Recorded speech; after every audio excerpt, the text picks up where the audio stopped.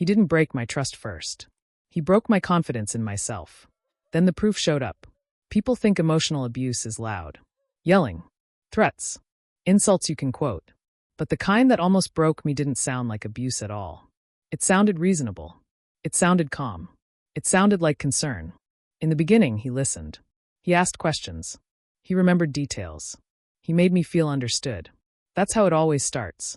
So when the subtle shifts happened, I didn't see them as warnings. I saw them as misunderstandings. If I questioned something he said, he'd smile softly and say, "You're reading too much into it." If I remembered a conversation differently, he'd tilt his head and say, "That's not what I said." Not angrily. Not defensively. Calmly. Like he was correcting a mistake. And slowly, I stopped trusting my memory. It wasn't one big moment. It was dozens of small ones. I'd bring up something he promised, and he'd respond, "I never said that." I'd point out a pattern, and he'd say, "You always exaggerate." I'd express discomfort, and he'd sigh, "You're too sensitive." Every concern I raised became a flaw in my personality. If I felt hurt, it was because I misunderstood. If I felt confused, it was because I was emotional. If I felt uneasy, it was because I was insecure. And every time, he'd end the conversation the same way. "I don't know why you make things so complicated." The scariest part wasn't him. It was me. I started apologizing before he finished his sentences. "I'm probably wrong," I'd say. "I might be imagining it. Maybe I'm just tired." I stopped trusting my reactions. Stopped trusting my instincts. Stopped trusting myself. I wrote things down just to make sure they were real. Dates. Promises. Conversations. Not to trap him. To anchor myself. Because every time I felt certain about something, he made me feel foolish for believing it. When I questioned him, he didn't get angry. He got disappointed. That was worse. He'd look at me and say, "I don't know why you don't trust me." And suddenly, the conversation wasn't about his behavior anymore. It was about my character. If I pushed, I was accusatory.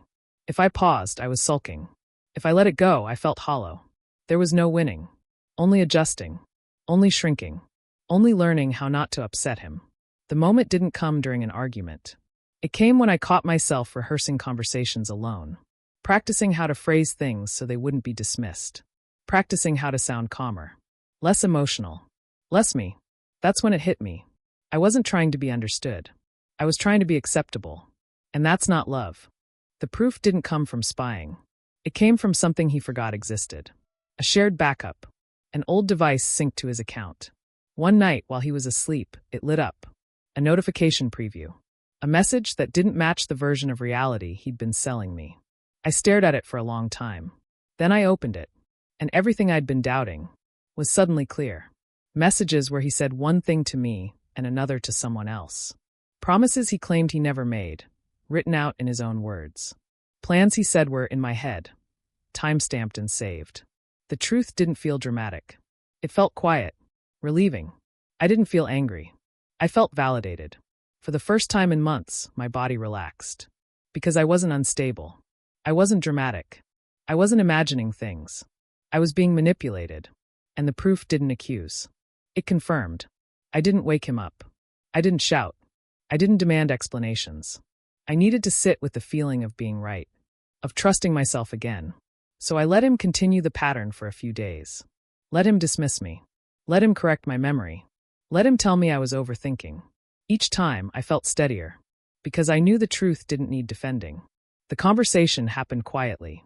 No raised voices. No accusations. I brought up something small.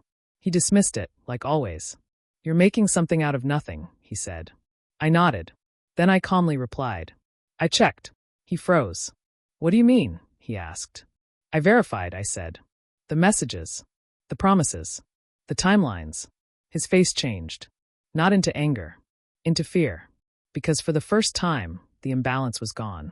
He tried to pivot. "You invaded my privacy. You don't trust me. You're twisting things."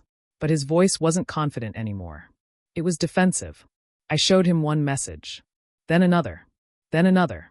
Each one quiet. Undeniable. And suddenly, the man who rewrote reality couldn't rewrite evidence. He didn't apologize right away. He tried to explain. Minimize. Reframe.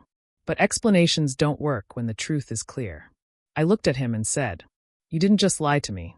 You trained me to doubt myself. He didn't argue. He couldn't. Because that was the part he never thought I'd name. I didn't leave because he lied. I left because of what the lying did to me. I didn't recognize myself anymore. And now that I did again, I couldn't stay. He asked if we could fix it. I shook my head. You don't rebuild trust by breaking someone's sense of reality. The silence afterward felt strange, but peaceful. I stopped replaying conversations, stopped apologizing for thoughts, stopped asking permission to feel certain. And slowly, my confidence came back. Not all at once, but enough. Emotional abuse doesn't always make you afraid of someone.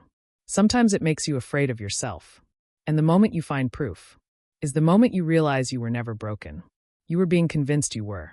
If this story resonated with you, like the video, subscribe to the channel. Share this with someone who needs clarity tonight. And in the comments, tell me, have you ever been made to doubt yourself, even when you were right?